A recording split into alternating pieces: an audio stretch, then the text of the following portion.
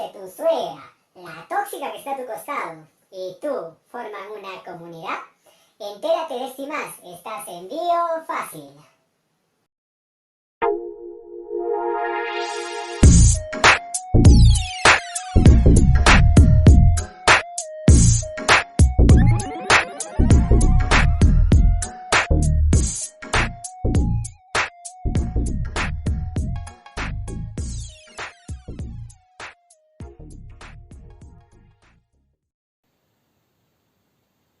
Hola amiguitos, ¿qué tal? Mi nombre es Rommel Medina y el día de hoy vamos a desarrollar las propiedades del ser vivo.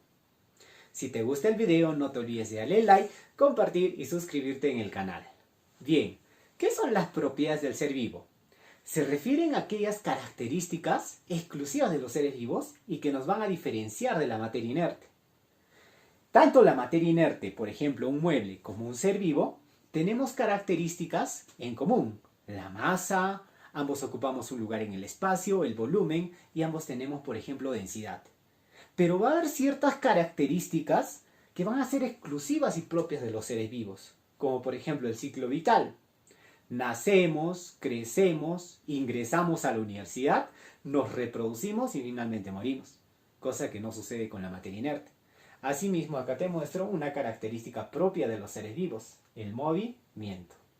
Bien, así como esta característica, vamos a ver cuáles son las características de los seres vivos. ¿Cuáles son las propiedades o características de los seres vivos? Tenemos la organización, que es la forma en la que se agrupan los seres vivos, la homeostasis, que viene a ser el equilibrio interno que debe guardar todo ser vivo, la irritabilidad, que es la respuesta ante todo estímulo, el metabolismo, que es la transformación de materia y energía por procesos químicos. Recuerda tú que la materia no se crea ni se destruye, solo se transforma. El movimiento, que es el desplazamiento o el cambio de posición de todo ser vivo. La reproducción, lo que más gusta, me refiero al tema. Propiedad, cuyo objetivo principal es la perpetuación de la especie.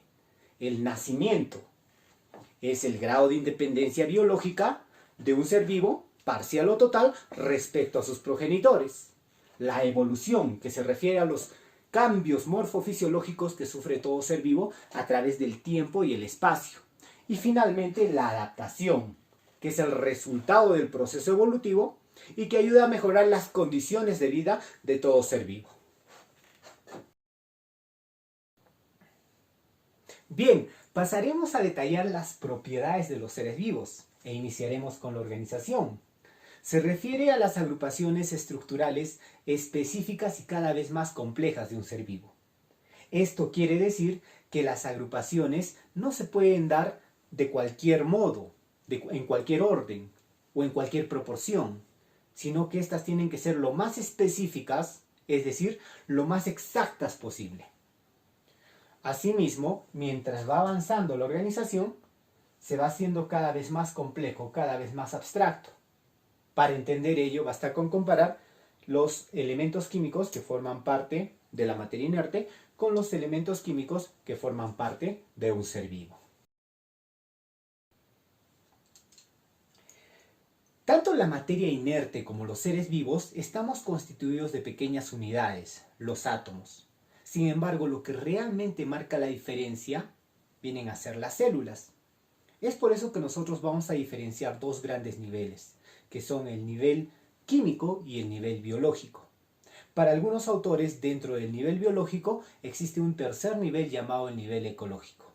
Bien, fíjate tú, tenemos entonces en primer lugar el nivel químico, el nivel biológico, que está constituido básicamente por las estructuras que inician con la vida, es decir, la célula, y el nivel ecológico. En el nivel químico nosotros vamos a hallar a las partículas subatómicas, electrones, protones, neutrones, que se van a unir para formar el átomo. Los átomos se unen entre sí para formar moléculas, ya sean estas moléculas simples, como por ejemplo el agua, macromoléculas como las proteínas, o supramoléculas como los organelos celulares. Recuerda que en el nivel supramolecular también están considerados los virus. Los organelos celulares se van a reunir para formar la célula. El conjunto de células forman un tejido que a su vez formará un órgano y a su vez formará un sistema para formar finalmente en este nivel biológico al individuo. El conjunto de individuos formará una población, si son de la misma especie. Si son de distintas especies, formarán una comunidad. La comunidad también se entiende como el conjunto de poblaciones. Esta comunidad, el conjunto de individuos de distintas especies habitando un medio geográfico, recibirá el nombre de ecosistema. El conjunto de ecosistemas formará un bioma. Y toda la vida en el planeta Tierra finalmente formará la biosfera, o también conocido como la ecosfera.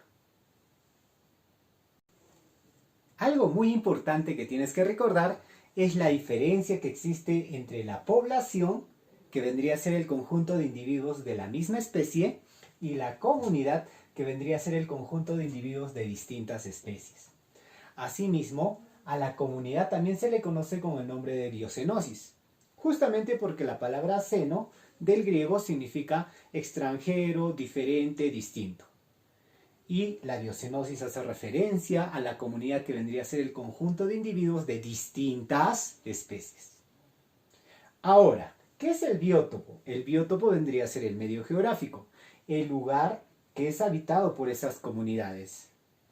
Y la interacción entre las comunidades con su medio geográfico, en conjunto, a eso se denomina el ecosistema.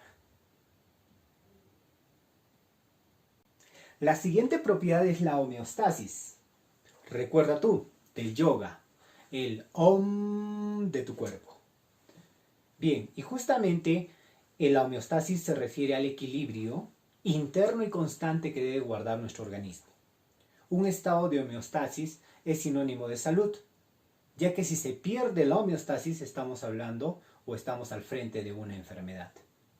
Bien, algunos valores normales que tenemos que conocer nosotros en un estado de homeostasis son los siguientes.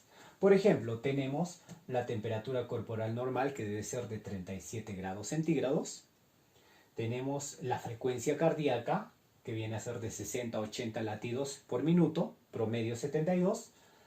La frecuencia respiratoria, de 12 a 18 respiraciones por minuto. La presión arterial, 120 sobre 80 milímetros de mercurio, siendo la mayor la de 120, la sistólica, y siendo la menor la de 80, la diastólica. Recuerda tú que cuando, por ejemplo, tu corazón se encuentra en sístole, es decir, en contracción, la sangre se dirige hacia los vasos sanguíneos, haciendo que aumente la presión en los vasos sanguíneos. Por eso es una presión mayor a la diastólica. También tenemos lo que viene a ser, por ejemplo, el pH de la sangre, que es un promedio de 7,4. Recuerda que el pH simplemente es el potencial de hidrogeniones y representa la cantidad de hidrógeno que tienes en el organismo. Y está representado por una regla que va del 0 al 14, siendo 0 ácido y 14 básico o alcalino, pasando por el 7, siendo neutro. En este caso, por ejemplo, el pH de nuestra sangre sería un pH neutro, es decir, de 7,4. Recuerda que del agua es 7. Muy bien, seguidamente tenemos, por ejemplo, a la cantidad de orina que eliminamos al día.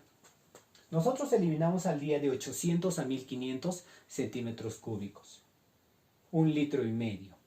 Y justamente por eso viene la recomendación de que debemos de tomar 2 litros de agua al día, porque debemos recuperar lo que hemos perdido. Y el agua, como cumple muchas funciones vitales, se requiere incluso un poco más, los 2 litros.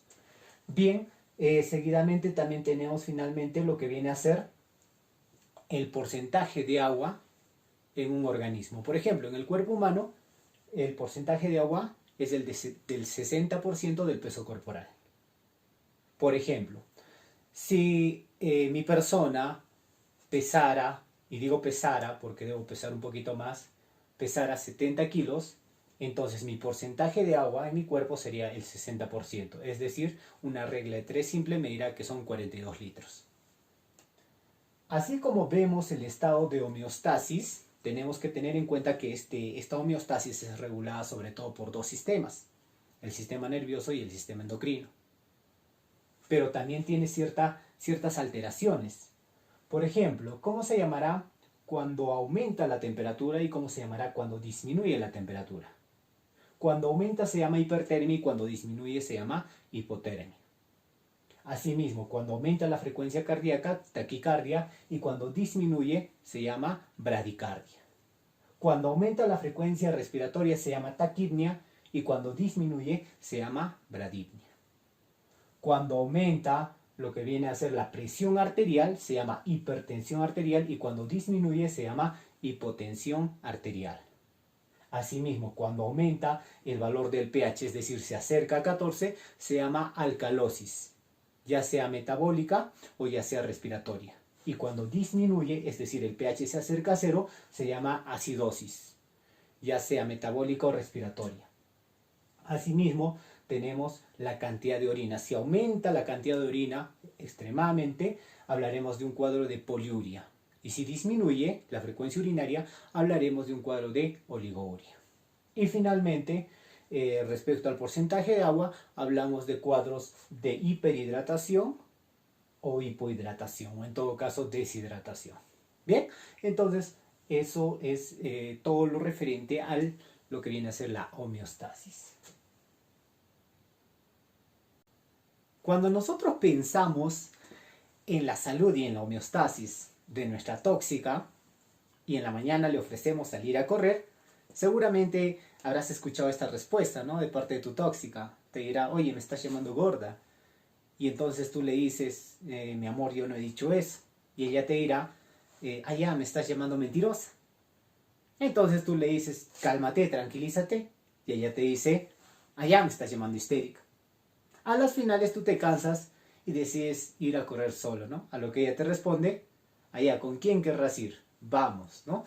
Entonces justamente es la respuesta que tienes tú, todo víctima de esa tóxica, ¿verdad? Que tienes al costado. Bueno, la respuesta ante todo estímulo justamente se refiere a esta propiedad llamada la irritabilidad. La irritabilidad viene a ser la respuesta ante todo estímulo. Si en física hay un principio que dice ante toda acción hay una reacción, en biología sería ante todo estímulo hay una respuesta. Como por ejemplo la elongación o la ciclosis que hacen las plantas y las algas cuando los fitocromos captan los rayos del sol o la luz. O por ejemplo también cuando el camaleón se camufla, ¿no? Cambia de color y eso tiene un nombre muy especial y tú lo sabes, ¿no? Se conoce como el mimetismo, ¿no? Entonces son ejemplos de irritabilidad. La respuesta ante todo, estímulo. Muy bien, queridos amigos, hemos llegado al final de esta primera parte de las propiedades de los seres vivos. Si quieres ver la segunda y la tercera parte, no te olvides de darle like, compartir y suscribirte en el canal. Esto es Bio Fácil.